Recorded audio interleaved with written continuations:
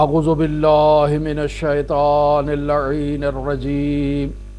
بسم اللہ الرحمن الرحیم۔ جب صاحب یقین کی بات کریں تو پھر یقین کے درجات ہیں۔ پہلا درجہ جو ہے وہ علم الیقین کا ہے کہ انسان جو ہے وہ یقین کے ابھی ابتدائی مرحلے پر ہے، برہان اور دلائل کے ذریعے سے انسان یقین کی ایک کیفیت تک پہنچتا ہے، لیکن یہ ابتدائی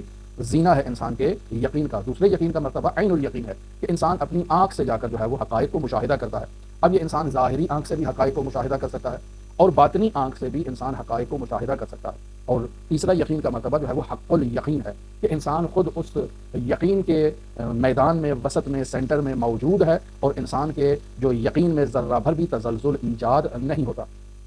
لہذا صاحب یقین کے یقین کی ان کیفیات کو جب بیان کیا ملا احمد نراقی نے، تو اس آخری کیفیت کو جو بیان کیا کہ انسان حق الیقین کے مرتبے پر فائز ہو جاتا ہے، جس کی کل مثال یوں تھی کہ انسان آگ کے بیچ میں بیٹھ کر آگ کو محسوس کرتا ہے، آگ کی تپش میں اور آگ کی حرارت میں اس کا بدن جل رہا ہے، اور وہ اس آگ کے اندر بیٹھ کر اس آگ کے وجود پر یقین کا اظہار کر رہا ہے اور حق الیقین کے مرتبے پر اب وہ شخص فائز ہے۔ لیکن یہاں ملا احمد نراقی نے حق الیقین میں اتحاد عاقل و معقول کا ذکر کیا کہ انسان عاقل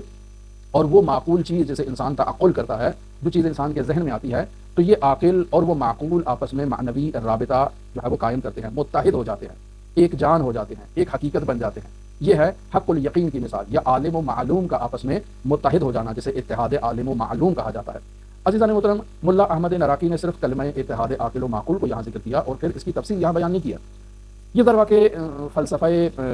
اسلامی میں البتہ پہلے بھی یہ بحث موجود تھی، ایسا نہیں ہے کہ فلسفہ اسلامی سے پہلے یہ بحث نہیں تھی، نہیں، پہلے بھی یہ بحث اتحاد عاقل و معقول کی موجود تھی، لیکن فلسفہ اسلامی نے اس بحث کو نہایت ہی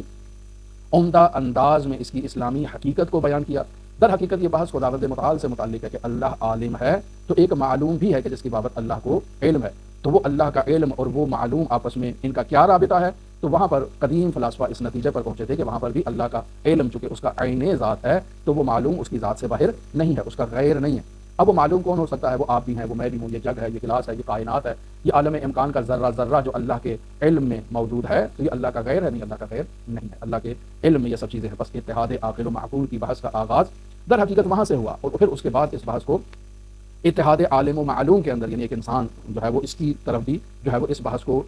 آگے بڑھایا گیا، اور تاکہ انسان جو من عرف نفسہ فقد عرف ربہ کا مصداق ہے اپنے وجود کی، اگر یہ انسان معرفت حاصل کر لیتا ہے تو اپنے رب کو پہچان لیتا ہے، تو پس نتیجہ یہ نکلتا ہے کہ جب انسان کسی بھی چیز کو صحیح طور پر پہچان لیتا ہے، جان لیتا ہے، تو یہاں ہمارے پاس جو چیزیں آتی ہیں پہلے مرحلے میں عاقل ہے، یعنی وہ جاننے والا انسان یا انسان کے عقل کہ جو کسی چیز کو تعقل کر رہی ہے، کسی چیز کو جان رہی ہے، کوئی چیز اس انسان کے عقل کے اندر جو ہے وہ سما رہی ہے، بس یہ انسان ہے پہلے مرحلے پر۔ اور دوسری چیز وہ معقول ہے کہ جس کو انسان سمجھ رہا ہے۔ یہ عاقل اور وہ معقول جس چیز کو سمجھا جا رہا ہے، ان دونوں کے درمیان ایک معنوی رابطہ، ایک معنوی اتحاد موجود ہے۔ لہذا مرحوم صدر المتعلقین، جسے ملا صدرہ بھی کہتے ہیں، ملا صدرہ شیرازی بھی کہتے ہیں، صدر الدین شیرازی بھی کہتے ہیں، فلاسفہ شیعہ میں ایک نہایت ہی نامدار شخصیت، ایک نہایت ہی جلیل القدر شخصیت ہے، وہ بیان کرتے ہیں کہ یہ جو معقول ہے کہ جسے انسان نے تعقل کیا ہے، جو انسان کی عقل میں آئی ہے، اس معقول کی صورت عقل میں اس طرح سے آ جاتی ہے اور اس طرح سے موجود ہوتی ہے کہ عقل، یہ جو انسان جو تعقل کر رہا ہے، جو عاقل ہے، اس عاقل کے اندر وہ علمی صورت جو معقول کی صورت میں ہے، اس عاقل اور اس معقول کے درمیان ایک وجودی وحدت ایجاد ہو جاتی ہے اور یکجا ہو جاتے ہیں۔ جیسے وہ مثال دی کہ وہ انسان آگ کے اندر بیٹھا ہوا ہے، اب پہلے وہ آگ پر علم الیقین تھا، اس کے بعد عین الیقین کے مرحلے پر پہنچا ہے، لیکن اب وہ خود آگ کے اندر کود پڑا ہے، وسط میں موجود ہے، اب آگ کا وجود اور اس انسان کا وجود یکجا ہو چکا ہے۔ اب یہ آگ کو اپنے جسم کے ذرے ذرے سے محسوس کر رہا ہے اور اس آگ کی حقیقت کو یہ بہتر جان رہا ہے۔ یہ عالم خارج کی ہم مثال دی ہے، لیکن اس کا جو اصل مورد ہے وہ انسان کے خود اندر ہے، انسان کے خود باطن میں ہے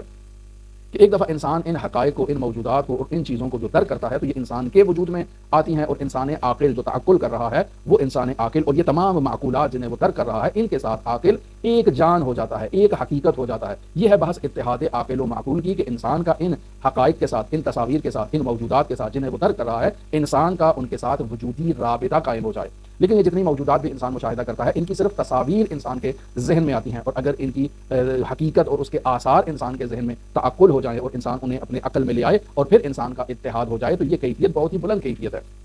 معارف اہل بیت علیہ الصلوۃ والسلام میں انسان نے اس کیفیت تک پہنچا۔ مثال یوں بھی دی جا سکتی ہے کہ جیسے ایک درخت ہے، انسان نے دیکھا یہ سامنے ایک درخت لگا ہوا ہے، اب اس درخت کی تصویر کو انسان کے وجود نے اس کی ایک تصویر کھینچی اور اپنے اندر جو ہے نا وہ انسان کا ذہن اس کو لے گیا۔ وہ مادی درخت باہر ہی موجود ہے، اس کے پتے ہوا سے لہلہا رہے ہیں اور نشو و نما پا رہے ہیں، اس کے پھل جو ہے وہ درخت کے سے نیچے گر رہے ہیں اور چڑیاں اس کے اوپر جو ہے وہ چہچہا رہی ہیں، یہ سب کچھ باہر موجود ہے۔ اور اسی تمام فلم کو انسان کا ذہن جو ہے وہ مختلف تصاویر کی صورت میں اپنے اندر لے جائے، اب انسان کے وجود میں اس درخت کی یہ تمام حالات جو ہیں وہ مختلف تصاویر کی صورت میں موجود ہیں اور انسان کے وجود کے ساتھ یکجا ہو چکی ہیں۔ لہٰذا اس کیفیت کو اتحاد عاقل و معقول کی کیفیت کہا جاتا ہے، ایک سادہ سی مثال کے تحت، وگرنہ اس بحث کے اندر عزیزان محترم بہت سے ایسے حقائق موجود ہیں جو انسان بسا اوقات اپنی عقل کے ذریعے سے ان حقائق کو درک نہیں کر سکتا، انسان کی عقل عاجز ہے ان حقائق کو درک کرنے کے لیے۔ لہٰذا ان حقائق کو درک کرنے کے لیے انسان کو طہارت باطنی کی ضرورت ہے۔ لہٰذا یہ علمی اصطلاحات ہیں،